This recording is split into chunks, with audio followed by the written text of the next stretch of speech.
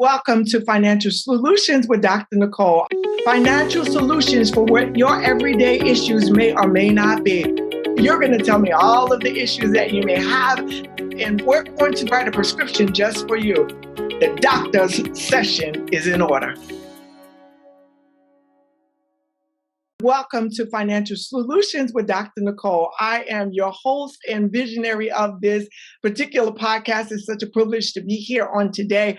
I am very excited to bring forward to you financial solutions for what your everyday issues may or may not be. Let me just tell you a little bit about myself. I am a certified financial planner by vocation for 20 years, and I've been in the securities industry for the last 30. I am Series 7, 63, 65, and life and health. I am also legitimately a doctor. So we're going to come together. You're going to tell me all of the issues that you may have. And what we're going to do is write a prescription just for you. Today, we have two amazing guests that are coming on. Miss Tanya Jones, who is a self-employed individual, and Matthew Espina, who just wants to get his financial world together. Listen, let's see how we can help them. The doctor's session is in order. We are truly excited to have our very first guest, who is self-employed. The name of her company is Quality Alliance Consulting Group, and her name is Tanya Jones. Welcome to Financial Solutions with Dr. Nicole. How are you? I am doing so well on this beautiful, blessed day. I'm doing very well. Good. Now, I am excited to have you on today because I know that you're in transition. So tell us a little bit about Tanya Jones and your business, and why do you need a financial solution? I think coming out of the 9 to 5 for me was, it was a little challenging. But when I started my business, Quality Alliance, it was all about helping individuals start their own business, grassroots up. Being able to partner with them to walk them through the process of starting, what's needed, what they should be looking for, what they should be doing, policies and procedures. So it was something that I had knowledge of, and I really just wanted to launch out a little bit more in 2022. And that meant coming out of my home office. It meant, getting involved with some other people that would be helpful with individuals starting their business. The one thing I found was, I know you guys remember in 2008 when we had, unfortunately, I don't know what you want to call it, but financially, I was hit hard with my 401. And that's one of the things that I have not concentrated on as I came out of my 9 to 5. I kind of drained it out, lost a lot of money, of course, during that time. But I wanted to kind of focus on setting my business up in a way that would help me to be able to, start to, I guess, financially put in back into a 401, thinking about my retirement. And I think that as business owners, as entrepreneurs, we don't really think about that piece of it.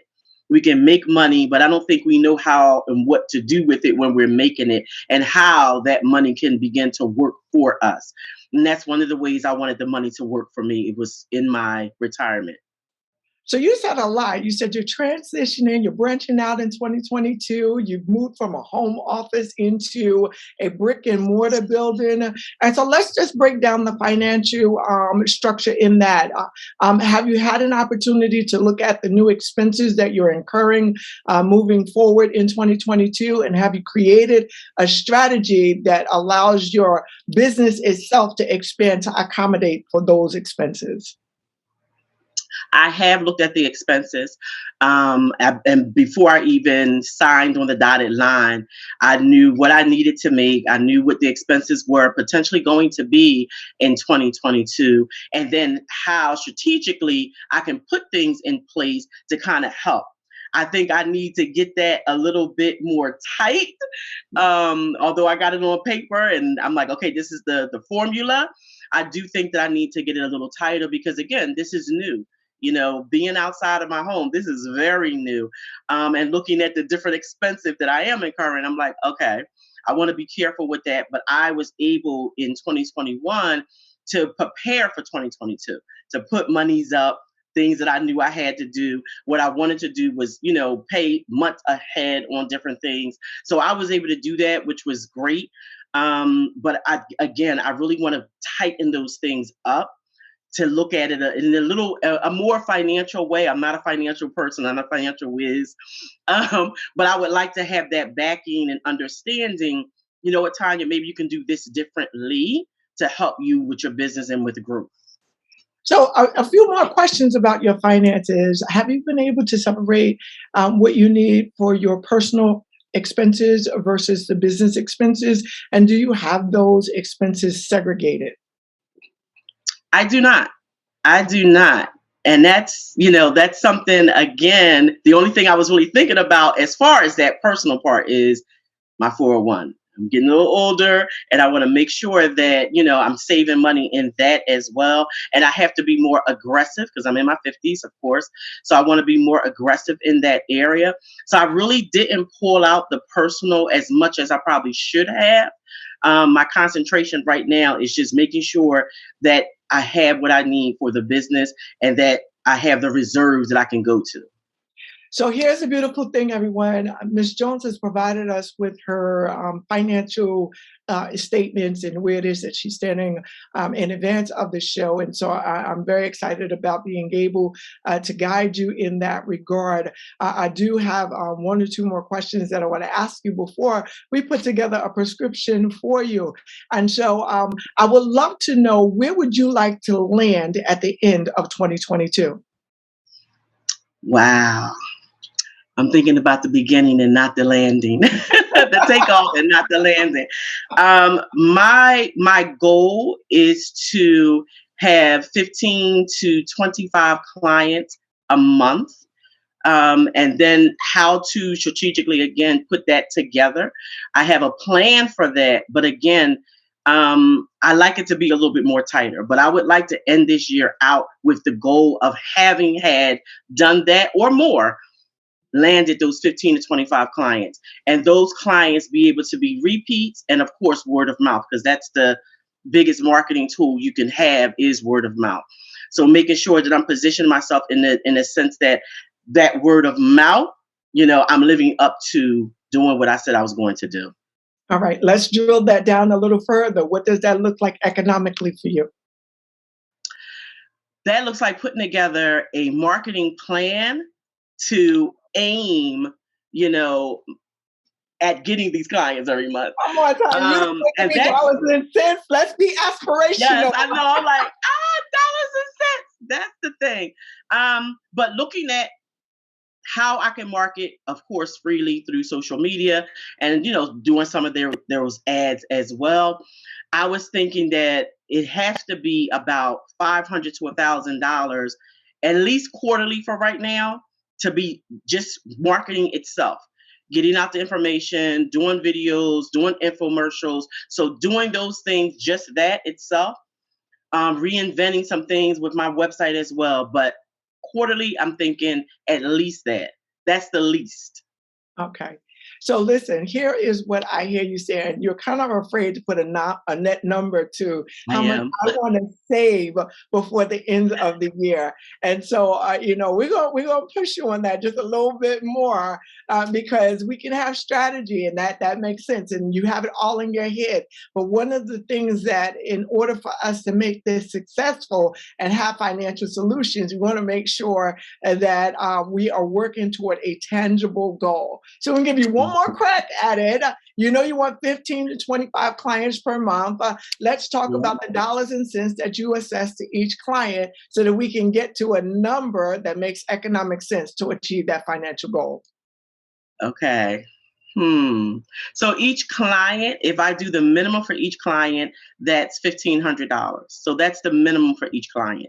It can go up to 35. So if I'm doing just the minimum prep and getting set up, is $1,500. See, So now that's perfect. we have something to work with, Tanya. Yes, awesome. So here's what I think would be economically beneficial for you, and here is the financial strategy or solutions that may be most ideal for you. Now, our goal is to create a prescription. And Yes. so if you follow this out, I believe that you will find yourself right where it is that you're looking to land. I want to say, Okay. first of all, I'm excited about all of the expansion and the evolution of your business. We do recognize that the financial tumult of 2008 really devastated a lot of individuals overall. And so I want to commend you for your ability to not only stay within the parameters of staying in business, but just hanging on in there. Also, having looked at your finances, you are absolutely right. One of the things that you have not paid significant attention to has been saving in retirement. And we want to change that. We want to change that almost immediately. The first thing that you want to do is recognize the relationship that your saving for retirement has with you being a small business owner, the relationship that it has from a tax perspective. So the more Mhm. money that you set aside for your retirement as a small business owner, you're not only reducing your tax liability, it can also help you so that those estimated quarterly taxes that you've been having to pay out, that those can be minimized. So let's make Okay. sure that we begin to take money from the left hand into the right hand. Sort of looking at what it is that you provided as well, you're going to want to bolster up and at least double what you've already been saving. And Mhm. just earmark very specifically for retirement. You want to put what you have going in as an employee now in your plan. She has a solo 401k plan for those of you that are out there, but you're able to set aside money not only as an employer, Tanya, but you can also Okay. set aside money as an employee. So that will help you to begin to achieve the goal. The next thing that I would do if I were you is I would ensure that I got a mentor. And the reason why mentorship is very important is because you're evolving the business, you're transitioning into a new position overall, and a mentor will help you to scale upwards, which is where it is that you are right now. They'll help you with not only marketing and things of that nature, but someone in the industry that can help you think broader. You have the concept in your mind, but sometimes investing into a mentor pays for itself over time. Mhm. It makes significant economic sense. And that would be the second thing. But I got to tell you, the second and the third thing, they really are closely correlated together because you absolutely must, Tanya, separate your personal expenses from your business expenses. God forbid, should anything ever happen in the business itself, Mhm. you want to make sure that you're personally not going to feel the pain of it. And so, what you need to do is actually sit down at this beginning stage of where we are and create a personal budget, a Okay. personal budget, so that you know absolutely what it is that you need day in and day out to maintain your personal household and how to run your household. And then you ought to determine what your business expenses are. And I'm glad to see you operated conservatively, but I would definitely, continue to use the minimum amount that you've been bringing in and give yourself a targeted amount of time to scale that up. So I want 1,500, I want 15 to 25 clients per month, but scale up by March 31st, I want to get here. By June 30th, I want to be here. By Okay. December 31st, I want to be here. And then put the dollar amount to that so that you can do one final thing. There's just one final thing that you want to be able to do. Once you complete the budgets for yourself personally, and you complete the budget for yourself from a business perspective, you want to challenge yourself to say, at the end of 2022, I would have wanted to save X amount of dollars. That's what I was trying to get you to get in there on. Uh-huh. So I want you to work on that number and say, you know what, Okay. by the end of the year, I want X amount of dollars saved. And then what you're able to do, because you are compensated biweekly, you divide that number by 24 or 26. If it's 26 weeks that you get paid, or twice a month, it will be 24. And that's the amount of money that you're committed to saving on a personal level. And that will Okay. help you to become financially healthy if you take those things into consideration. Do you have any questions or anything that you would like to, just ask me about as we are dealing with your financial solutions? I love that. And is that something for entrepreneurs that you recommend immediately in reference to the personal and the business? And Absolutely. how do you recommend they begin to do that? Just The come up first with a number? No, not necessarily. You already have a sustainable business model that is generating income consistently. And so you must, as all business owners, pay yourself first. And it is out of you paying yourself first and being true to that, that you're able to create your financial budget for yourself personally so that you're not Okay. commingling the funds together. Okay. Okay. Awesome. I Tanya, love that. thank you so much for being on Financial Solutions. Coming up next, we have Matthew Espinette, a young aspiring musician that is working a traditional 9 to 5, and he wants to, leave his working environment alone and go into entertainment full time. And so, welcome to Financial Solutions with Dr. Nicole. Matt, how are you today? I'm doing well. Thank you, doctor. Hi. Thank you, doctor, for having me. Good morning, everyone. Don't be nervous. We're just going to dissect your entire financial life and come up with a healthy plan that makes you financially free. Why don't you tell us a little bit about yourself, Matt? Hi. My name is Matthew, as we already said. I'm 37 years old. I work in the IT industry. I've been in the field. I've been working there for the past 10 years or so. I make a decent living, but one thing about me is that, I would say, as Black people in the black families, we were never taught. At least I was never taught how to money management. We were taught how to cook, how to clean, maybe sew a shirt, but we were never taught. At least I was never taught how to save a dollar, save a penny after getting a dollar. Or even how to manage that, how to pay your bills on time, credit, all that stuff. So as I started, making more money, or you get your credit card, I started just splurging. I love to shop. I love Macy's, and I like nice stuff, And it started coming to a place where, as I was like, okay, this is not cutting it for me. Let me get a second job, and then the second job led to a third job, and then it's like, I started getting burnt out, me constantly working and the bills are stacking up. Mental health is a big thing. And one thing I've always wanted to do was sing and being in the entertainment field, as you've mentioned before. And this past year, I released my first single independently, "Stupid in Love" for R&B. Thank you. And I did not know even about that I could start up pretty much an independent business or an LLC, make something of it. I just did it just to say, hey, let me just say I did it. You know what I mean? Let me hone in on that. So you just decided, you know what, one day I'm going to make this music. I'm going to do what it is and I'm going to release it. But you had no financial strategy to go along with the fact that I'm releasing a song. Yeah, I was like, because I looked at it as an expensive hobby. From 2022 now, so I want to say 2018, I started working with a producer and I released house music, about 4 or 5 tracks. And I never received a dime for that music or anything like that. And I didn't know anything about publishing. I didn't know anything about nothing, like that's what a lot of new artists get into these things for. Just, we were ignorant in it. We went behind the ears, whatever. So I'm tired of, at this point in my life, I'm tired of working as hard as I am, or hard as I do. And I have all these responsibilities. I want to be able to see what it is I'm actually doing. Right now, I feel like I'm taking a bucket of water and just throwing it, but it's not going anywhere. It's like it's going all over the place, but not in a targeted area. I am so glad you said that, because you said, I want to see where my money is going.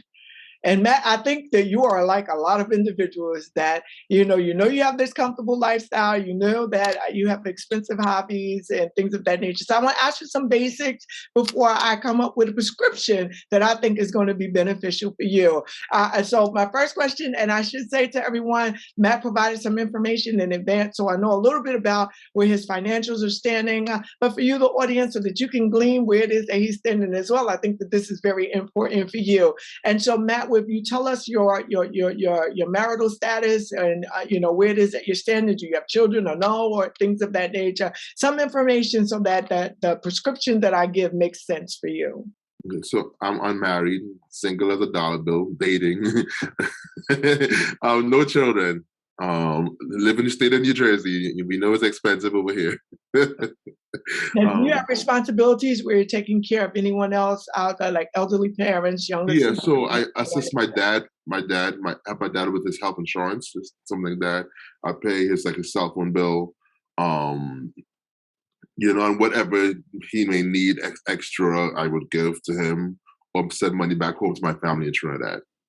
So you have family at home that you also provide for as well. I think that's very important because culturally we find ourselves oftentimes when we come into a place of success having additional responsibilities that one may not account for as well. So thank you for sharing that information as well. I want to ask you, if you could look at December 31st, 2022, where would you like to see yourself financially? Not having a monthly overdraft fee of $500+. I would like to, and that's me being, I don't, at this point, I have to face the music, you know what I mean? I would like to have a substantial amount of saving. I would like to be able to adequately save. I want to say, okay, so there's 12 months in a year. I want to say, if I can say $100 to $200 a month, that's $1,000 to $2,400 annually that I could easily save, and that's a base level personally. It's a start, you know what I mean, and then move on to something bigger, and like you stated in the previous, as I was listening to the previous interview, and being able to separate my personal from my business. Now that I'm doing that, because what it is that I'm doing is like my releasing of music is contingent as to how much money I have personally. There have to be a separation of the two, so I would like to be able to logically and efficiently, effectively, and yeah, be able to separate the two, save for both, because I never know what is going to come in a rainy day. With the economy is up and down. I don't know if I'm going to have a job tomorrow, God forbid. Well, let's just hope IT sticks around for a long time and that you have some job sustainability and stability overall. Matt, you have given us a lot to work off of, and I am going to ensure that we create a strategy that makes economic sense for you. The one thing that I do want to encourage you before I give you this particular prescription, I want to first ask you, did you complete a budget? Because you've given me your personal financials already and I've been able to see it. And you said something that just was very striking that I think, I want to illuminate on. It's just like your overdraft fees. Were there any other areas in your life that you saw, that you were, not as responsible financially that you want to rectify as well? So we can put this into the financial prescription that we provide for you. So I just swipe. I swipe and wipe. That's my thing. So I want to, like I said, I want to be able to create a budget for my weekly or monthly spending. So for the month of October, the month of October, just for me going you don't out. Have to give us the personal. I just wanted to know overall what you said. You swipe and wipe, and that's good enough for us. I want to make sure we're not giving the audience too much of your personal information. Right. So here's the prescription that I would write for you, Matthew, and I want you to understand, that you must recognize that this may take some time. And the first thing I want to encourage you to know is that becoming financially fit. I'm so grateful that you were honest with the doctor. When you're honest with the doctor, then they can really come up with a prescriptive plan for financial health overall. And so I think you said a lot of things that other individuals may not say, as well, as far as where your spendings are going or what have you. And so the first thing that I want you to do is to continue to carefully track your spending, where it is that you are spending your money. It is important for you to know these areas where you have not been as responsible as you would like to be. But along with tracking your spendings, the other thing that I think is very important for you to do is to kind of look at what is due when. meaning you're not only tracking your expenses, but you know what day that you're paid from your IT job. And because you do have a very relatively financially comfortable job position with a decent salary, if you can just identify which bills are getting paid on this day and which bills are getting paid on this day and tie them around to both of your pay dates, then what you will see is that those overdraft fees are coming down. So because what you've been doing is probably looking at, your balance in your account, not taking into consideration what is coming up, pending, or due. And so if you come up with a strategy that says, okay, I know have these bills that are close to the beginning of the month and these bills that are close to the middle of the month, what you will see is that, they will be connected and or tied.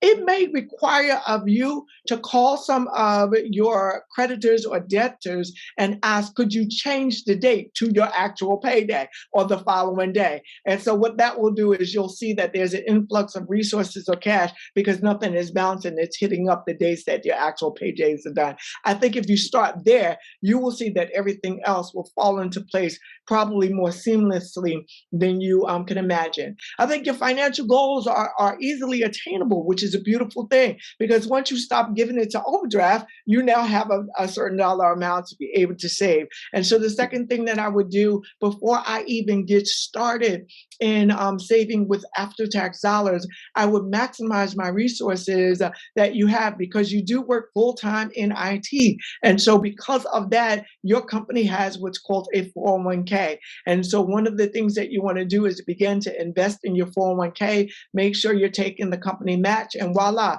you are saving. That's a beautiful thing. Not only are you saving, you're saving and investing. I had opportunities to even look at the benefits that you're offered, and I want to say that you seem to be very responsible when it comes to paying bills and expenses. And that was the one thing that illuminated in my mind as I evaluated your situation. So here's the other thing. We're going to mask those additional savings as a bill, as an expense, and then you'll be on target to be able to achieve the financial goals that you have. Now, you just started off where you wanted to take your expensive hobby. Number 3, the thing that you have to do with the expensive hobby that you went and you released the song, congratulations, you actually did something. And so I want to commend you for being able to pursue your life's purpose. I think that that's important to have, not only just life, but to enjoy it as well. And so since music and music production is your passion, you want to ensure that you are creating the infrastructure for that business. And then there's oftentimes a benefits for being a small business owner. Now, you've given me some insight that at the end of 2021, you were able to do that. So I want to congratulate you on that, but continue to study the business model as to what is the benefit for your business. You're in a different position than our previous caller because you have to make capital contributions into your business. So whereas the self-employed individual is pouring money into their personal, their personal expenses, you're the exact opposite. Your primary income is coming from your 9-to-5 job. And so what you must do is ensure that I'm making capital contributions in this business endeavor that I have with the hopes of creating revenue there. And so in doing that, you want to make sure that you have identified how much and stick to it. Now, understand, I know something great is going to come up, or you're going to need something else, or you're going to want to work with this producer, but you must stick to the capital contributions that you're pouring in from your 9-to-5 into your business as you're just getting things off the ground. If you begin to do those things, you'll find yourself in a position where now your financial picture is beginning to improve. The other thing that I want you to do is that this year is going to be a financially transitional year for you. It is going to be foundational. So I want you to take it easy. I know that people, once they get excited about getting started, they come up with these grand designs that can be oftentimes overwhelming.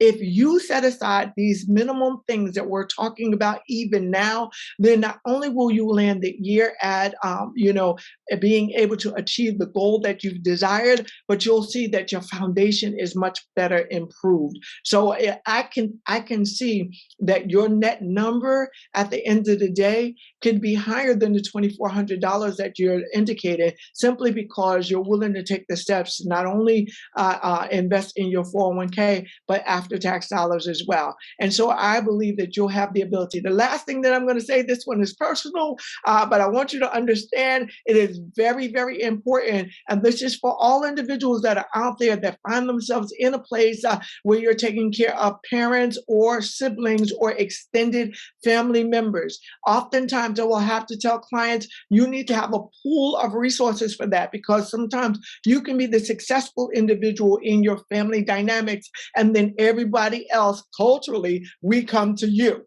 And so you want to make sure that when that pool is exhausted, you have to say, I can't do it anymore. And saying no, especially to family, can be overwhelming. But that's the prescription that I would give for you today, Matt. Thank you so very much for being on Financial Solutions with Dr. Nicole. Thank you so much for tuning in. I want to say thank you to Tanya Jones and Matthew Espinat for sharing their situations with us, and we being able to provide them with a prescription that will help them achieve their financial goals in 2022. If you desire to sit with the doctor just for a little while to get your financial affairs in order, everyone wants to be financially healthy. We're able to help you. All you need to do is just reach out to us and let me be the doctor. My hours are open. See you next week.